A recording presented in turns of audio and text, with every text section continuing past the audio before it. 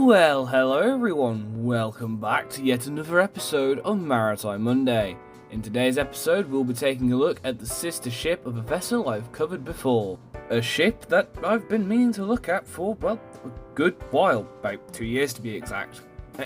Ladies and gentlemen, today we'll be looking at the RMS Empress of Asia.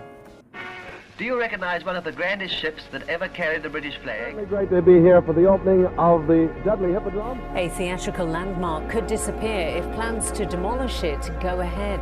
Had a wonderful war record, sinking 2 enemy submarines and carrying thousands of troops in safety. They called her the Old Reliable. The early 20th century was a great time for the Canadian Pacific Railroad. Each day, many people and goods were crossing through Canada via their railroad, not to mention their brand new shipping line, which was also proving to be a lucrative business. It's safe to say that the Canadian Pacific Line dominated the route that they served on, being what some may consider an empire of transport.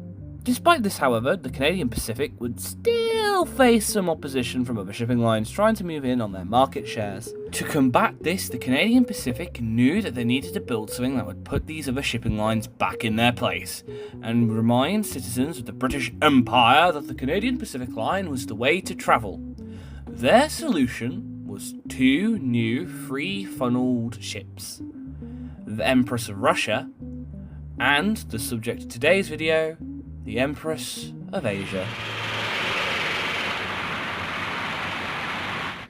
The Empress of Asia had a gorgeous and grand interior with her beautiful 2-story dining saloon and her breathtaking, sometimes quite literally, Jacobean-style smoking room.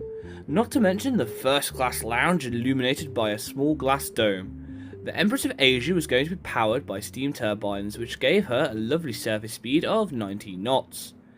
This beauty was to be built by series veteran, the Fairfield Shipbuilding and Engineering Company, who are responsible for ships such as the Campania and the Empress of Ireland. Anyways, her construction process would be relatively uneventful, being launched in November of 1912 and finished just under a year later on June 1913.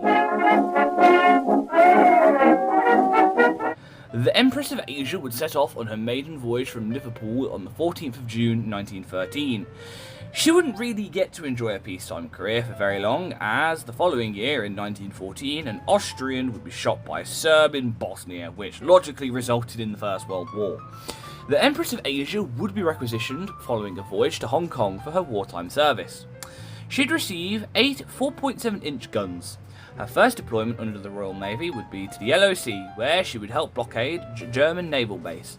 Then shortly after, she would wind up in the Philippines with a sister ship, the Empress of Russia. Their job was to stop Austrian and German ships from exiting the port of Manila. However, she wouldn't be there long, as she would be soon involved in the pursuit of the SMS Emden, and following the hunt for her survivors and her sinking, would then have an uneventful deployment to the Middle East. Following which, in 1915, she would be released from her wartime duties and handed back to the Canadian Pacific Line, where she would once again serve as an ocean liner for about 2 years, until she was re-requisitioned by the government for service as a troop ship, which she would serve as without much event until 1918, when the First World War came to an end. This meant that instead of taking troops to the front lines, the Empress of Asia would now be repatriating troops until mid-1919. Heaven, hell, or Hoboken by Christmas.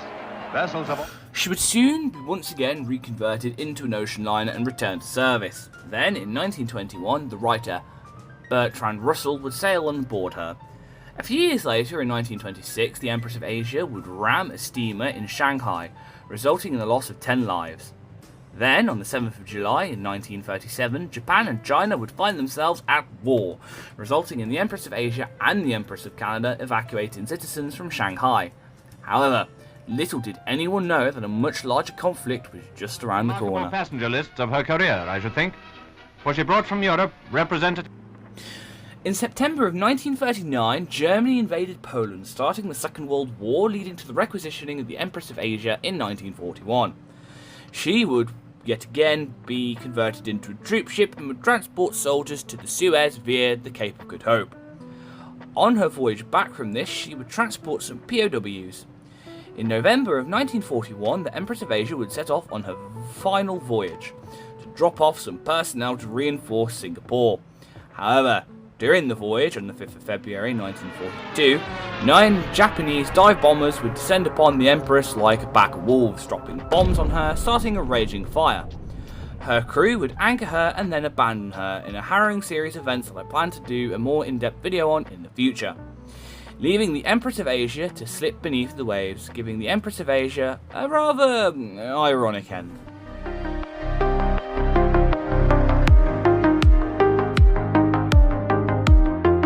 The Empress of Asia was an incredibly beautiful ship whose tale would come to a rather ironic end.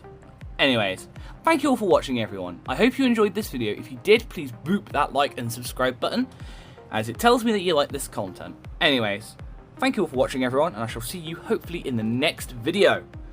Goodbye!